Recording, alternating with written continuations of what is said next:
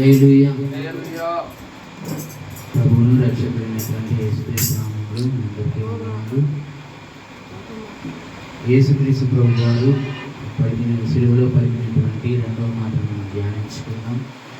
లూకా సువార్త 23వ అధ్యాయము 43వ వచనం. నేడు నీవు నాతో కూడా పరదేశులో ఉండు. దేవుడు ఈ లోకానికి ఎందుకు వచ్చారు? ఆయన మనల్ని రక్షించడానికి, మన పాపమును బట్టి, మన దోషమును బట్టి ఆయన సిలువలో మరి ఆయన ఆ యొక్క ప్రణాళిక కలిగి, దేవుని యొక్క ప్రణాళికను కలిగి ఆయన దేవుడి లోకానికి వచ్చాడు. అయితే దేవుడు ఎందుకు వచ్చారంటే నశించు వారిని వెతికి రక్షించుటకు ఆయన ఈ లోకానికి వచ్చినట్లుగా లేఖనాలు మనకి సెలవిస్తూ ఉన్నాయి.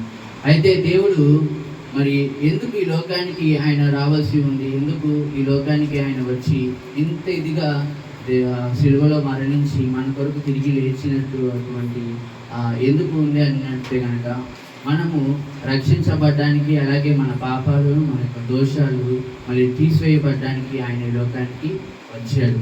అయితే దేవుడు ఈ లోకానికి రక్షణ తేవడానికి ఈ లోకానికి వచ్చాడు. మనకు ఆయన రావడం ద్వారా మనకి ఏమొచ్చింది? రక్షణ వచ్చిందని దేవుడు సెలవిస్తూ ఉన్నాడు. ఆ రక్షణ మనకి ఎంతమంది ఆ రక్షణకి మనము తోడ్పాటుగా అంటే ఆ రక్షణకి మనం ఎంతగా మనము దానికి న్యాయం చేస్తున్నాం అనేటువంటి మాట మనము గమనించుకోవాలని దేవుడు మాట్లాడుతున్నాడు. అలాగే దేవుడు ఇక్కడ మాట్లాడుతున్నాడు కనుక లూకా సువార్త 43వ అధ్యాయము అదే 39వ వచనంలో మనం చూసినట్లయితే యేసు 39వ వచనంలో వేలాడబడిన నేరస్తులలో ఒకడు ఆయనను దూషించుచు, నీవు క్రీస్తువు కదా, నీవు రక్షించుకొనుము, మమ్మల్ని కూడా రక్షించమని చెప్పాడు. ఇక్కడ మరి దేవుడు ఎందుకు ఇక్కడ మరి రక్షణ కలిగించాడంటే కనుక ఇక్కడ యేసుక్రీస్తు ప్రభువుని సిలువ వేసినప్పుడు ఇరువైపులా ఇద్దరు దొంగల్ని వేలాడదీశాడనమాట. ఇద్దరు దొంగల్ని పాపం వాళ్ళు దొంగిలించారు కాబట్టి వారిద్దరు కూడా సిలువ వేయబడ్డారు. అయితే దేవుడు ఇక్కడ ఏమంటున్నాడంటే మరి ఆ యొక్క నేరస్తులలో ఒకడు మొదటి నేరస్తుడు నీవు దేవుని కుమారుడు కనుక సిలువ మీద నుంచి దిగి మమ్మల్ని కూడా రక్షించమని ఆ యొక్క దొంగ మాట్లాడుతున్నాడు.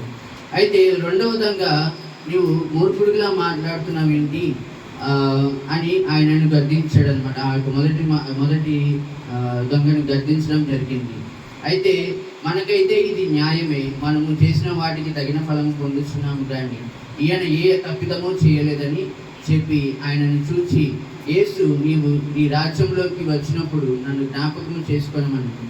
ఇక్కడ దేవుడి ఆ యొక్క రెండవ దొంగ మరి దేవునికి లోబడినట్లుగా మనం చూస్తూ ఉన్నాం, దేవుని యొక్క మాటకు లోబడినట్లుగా మనం చూస్తూ ఉన్నాం. అయితే అప్పటి వరకు జరిగినటువంటి ఆ యొక్క పరిస్థితులను బట్టి ఆ దొంగ మారడం జరిగింది, ఆ దొంగ రక్షణలోకి రావడం జరిగింది అనమాట.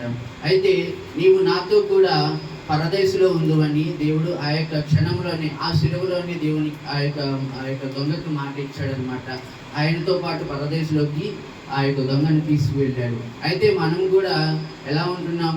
దేవునికి మాటలో దొంగలుగా ఉంటున్నామా? అలాగే దేవునికి సమయాన్ని కేటాయించే వారంగా మనం ఉంటున్నామని మనము గమనించుకోవాలన్నమాట.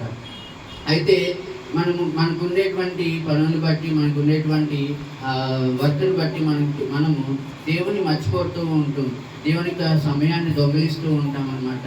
అయితే మనందరం కూడా దొంగలుగా కాకుండా మనందరం కూడా రెండవ దొంగగా జీవించినట్లుగా, రెండవ దొంగగా పరదేశంలో ఎలాగైతే ఉన్నాడో మనం కూడా ఆ పరదేశంలోకి వెళ్ళడానికి మనం ఎప్పుడు కూడా ప్రార్థించే వారంగా, అలాగే తోడ్పాటుని ఇచ్చే వారంగా ఆయన ఆ దొంగ ఏ దానిలో కూడా పాల్గొనలేదు. ఆ దొంగ దేవునితో పరిచయం లేదు. ఆ పరిచయం లేకపోయినా సరే ఆ యొక్క పరిస్థితులను బట్టి, ఆ యొక్క దేవుడు చేసినటువంటి కార్యమును బట్టి ఆ దొంగ మారబడ్డాడు, ఆ దొంగ రక్షణలోకి తేవబడ్డాడు. మనము ఇన్ని సంవత్సరాల నుంచి భక్తి చేస్తున్నాం, ఇన్ని సంవత్సరాల నుంచి మనము దేవుల్లో ఉంటున్నాం, కానీ మనకు రక్షణ ఉందా? అలాగే మనము దొంగగా కాకుండా ఒక దొరగా మనము జీవిస్తున్నాము అనేటువంటి మాటలు మనము గమనించుకోవాలి. దేవుడు మాట్లాడుతున్నాడు. అలా జీవించే వారముగా మనం ఉంటే కనుక దేవుడు మనల్ని కూడా ఆ పరదేశంలోకి తీసుకెళ్తాడని దేవుడు మాట్లాడుతున్నాడు. ఈ చిన్ని మాటలు దేవుడు